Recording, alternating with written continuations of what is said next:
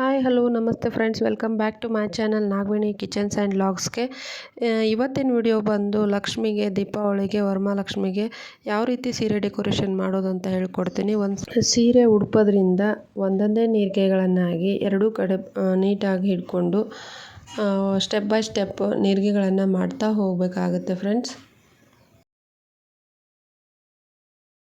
ಮಾಡಿಕೊಂಡು ಚೆನ್ನಾಗಿ ಒಂದೇ ಥರನಾಗಿ ಬರೋ ಹಾಗೆ, ಅಂದರೆ ಒಂದೇ ಸೈಜ್ನಲ್ಲಿ ನೀರಿಗೆಗಳು ಬರೋ ಹಾಗೆ ಪೂರ್ತಿ ಸೀರೆನ ನೀರಿಗೆ ಮಾಡಿಕೊಂಡು ಒಂದು 8-10 ನೀರಿಗೆ ಆದಮೇಲೆ ನಾವು ಬಟ್ಟೆ ಪಿನ್ನನ್ನು ಯೂಸ್ ಮಾಡಿ ಅದಕ್ಕೆ ಹಾಕ್ಕೊಂಡು ನೀಟಾಗಿ ಇಟ್ಕೋಬೇಕಾಗುತ್ತೆ. ಅಂದರೆ ಹಿಡಿಯೋದಕ್ಕೆ ಕಂಫರ್ಟೇಬಲ್ ಆಗಿರುತ್ತೆ ಅನ್ನೋ ಒಂದು ಉದ್ದೇಶದಿಂದ ನೀಟಾಗಿ ಹಾಕ್ಕೊಂಡು, ಹಾಗೆ ನಾನು ಕೂಡ ಅದೇ ರೀತಿಯಾಗಿ ಎಲ್ಲ ನೀರಿಗೆಗಳನ್ನು ಹಿಡ್ಕೊಂಡು ಮಾಡ್ತಾಯಿದ್ದೀನಿ. ಮತ್ತು ಶರ್ಗಿನ ಕಡೆ 1-2 ಮೊಳದಷ್ಟು ಬಿಟ್ಕೊಂಡು ಫುಲ್ ಕಂಪ್ಲೀಟಾಗಿ ಸೀರೆನ ಈ ರೀತಿಯಾಗಿ ಮಡ್ಚ್ಕೋಬೇಕಾಗುತ್ತೆ, ನೀರಿಗೆನ ಮಡ್ಚ್ಕೋಬೇಕಾಗುತ್ತೆ. ಮತ್ತು ಈ ಕಡೆ ಶರ್ಗಿನ ಕಡೆ ಬಂದರೆ ಚಿಕ್ಕದಾಗಿರೋ ಬಾರ್ಡರ್ ಇದ್ದರೆ ನೀಟಾಗಿ ಆ ಬಾರ್ಡ್ರ್ ಸೈಜನ್ನು ಹಿಡ್ಕೊಂಡು ಅದನ್ನು ಕೂಡ ನಾವು ಒಂದೊಂದೇ ಸ್ಟೆಪ್ ಬೈ ಸ್ಟೆಪ್ ನೀರಿಗೆಗಳನ್ನ ಮಾಡ್ಕೊತ ಹೋಗಬೇಕಾಗುತ್ತೆ. ನೀಟಾಗಿ ಈ ರೀತಿ ಜೋಡಿಸ್ಕೊಂಡಾದ್ಮೇಲೆ ಅಲ್ಲಿ ಸೀರೆ ಪಿನ್ಗಳಿಂದ ಅದನ್ನು ಕವರ್ ಮಾಡ್ಕೋಬೇಕಾಗತ್ತೆ. ಯಾವುದೇ ರೀತಿ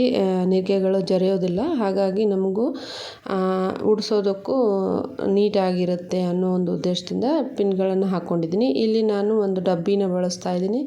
ನಿಮ್ಮ ಮನೆಯಲ್ಲಿ ಒಂದು 5 kg 4 kg ಸಕ್ಕರೆ ಡಬ್ಬಿ ಅಥವಾ ಯಾವ್ದು ಡಬ್ಬಿ ಇರುತ್ತೋ ಅದರಲ್ಲಿ ಅಕ್ಕಿನ ಹಾಕ್ಕೊಂಡು ಮತ್ತು ಒಂದು ಪಾತ್ರೆ ಅಥವಾ ಗುಂಡಿನ ಇಟ್ಕೊಂಡ್ರೆ ತುಂಬಾ ಒಳ್ಳೆಯದು, ನೀಟಾಗಿ ಬರುತ್ತೆ ಅನ್ನೋ ಉದ್ದೇಶದಿಂದ ಇದನ್ನೆರಡು ಇಟ್ಕೊಂಡು ಅದ್ರ ಫುಲ್ ಅಕ್ಕಿನ ಹಾಕ್ಕೊಂಡಿದ್ದೀನಿ. ನೋಡ್ತಾ ಇರ್ಬೋದು ನೀವು ಇವಾಗ.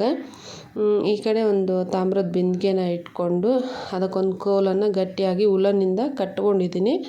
ಅದು ಯಾವುದೇ ರೀತಿ ಜರ್ದಾಡದೇ ಇರೋ ರೀತಿ, ಹಾಗೆ ಅಲ್ಗಾಡ್ದಿರೋ ರೀತಿ ಕಟ್ಕೋಬೇಕಾಗುತ್ತೆ. ನೆಕ್ಸ್ಟು ನಾವು ಮಡ್ಚ್ಕೊಂಡಿರೋ ಸೀರೆನ ಈ ರೀತಿ ಕವರ್ ಮಾಡ್ಕೋಬೇಕಾಗುತ್ತೆ. ಯಾವುದೇ ಕಟ್ಟೋದಿಲ್ಲ, ಹಂಗೆ ಸಾರಿ ಪಿನ್, ದೊಡ್ಡ ಪಿನ್ ಯಾವುದಿರುತ್ತೋ ಆ ಪಿನ್ನನ್ನು ನಾನಿಲ್ಲಿ ಹಾಕ್ಕೋತಾ ಇದ್ದೀನಿ.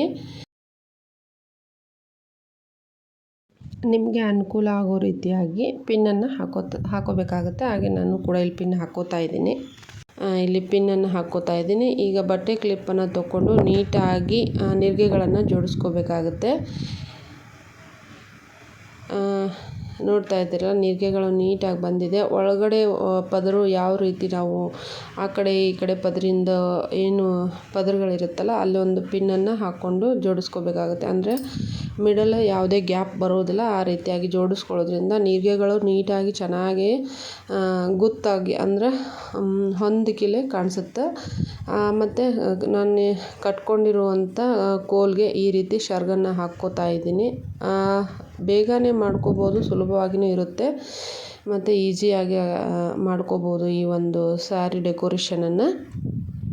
ನಾವು ಈಗ ಪ್ರಿಪ್ರೇಷನ್ ಇಲ್ಲ ಅಂದರೆ ಹಿಂದಿನ ದಿನವೇ ಒಂದು ದಿವಸ ಪ್ರಾಕ್ಟೀಸ್ ಮಾಡ್ಕೊಳ್ಳೋದ್ರಿಂದ ತುಂಬಾ ಚೆನ್ನಾಗಿರುತ್ತೆ, ನೋಡೋಕ್ಕೂ ನೀಟಾಗಿ ಕಾಣಿಸುತ್ತೆ. ಅದೇ ರೀತಿಯಾಗಿ ಒಂದು ನಡುಪಟ್ಟಿ ಡಾಬ್ ಅಂತಿರೋ ಅದನ್ನು ನಾನಿಲ್ಲಿ ಕಟ್ಕೋತಾ ಇದ್ದೀನಿ. ಸೇಫ್ಟಿನೂ ಆಗುತ್ತೆ, ಚೆನ್ನಾಗಿ ಕಾಣುತ್ತೆ ಅಂಥೇಳಿ. ಆಮೇಲೆ ನೀವು ಅಲಂಕಾರಕ್ಕೆ ಯಾವುದ್ಯಾವುದು ಸರ ಆಗಲಿ ವಸ್ತುಗಳನ್ನಾಗಿ ಬಳಸ್ಕೋಬೋದು. ನೋಡ್ತಾ ಇದ್ದೀರಲ್ಲ ಯಾವ ರೀತಿ ಅಂಥೇಳಿ ಈ ರೀತಿ ಕಟ್ಕೊಂಡಿದ್ದೀನಿ.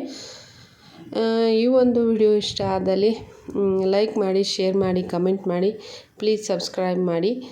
ಇನ್ನೂ ಮರೆತು ಕೂಡ ಯಾರು ನನ್ನ ಚಾನಲನ್ನು ಸಬ್ಸ್ಕ್ರೈಬ್ ಮಾಡ್ಕೊಂಡಿಲ್ಲ, ಸಬ್ಸ್ಕ್ರೈಬ್ ಮಾಡಿಕೊಂಡು ಸಪೋರ್ಟ್ ಮಾಡಿ ಅಂತೇಳಿ ಕೇಳ್ಕೊತಾ ಇದ್ದೀನಿ. ಈಗ ಕಾಯಿನ ಇಟ್ಕೊಂಡು ಲಕ್ಷ್ಮಿ ಮುಖ ಏನು ತೊಗೊಂಡು ಬಂದಿರ್ತೀವಲ್ಲ ಅದನ್ನು ನಾನು ಈಗ ಹಾಕ್ಕೋತಾ ಇದ್ದೀನಿ. ನೋಡ್ತಾ ಇದ್ದೀರಲ್ಲ.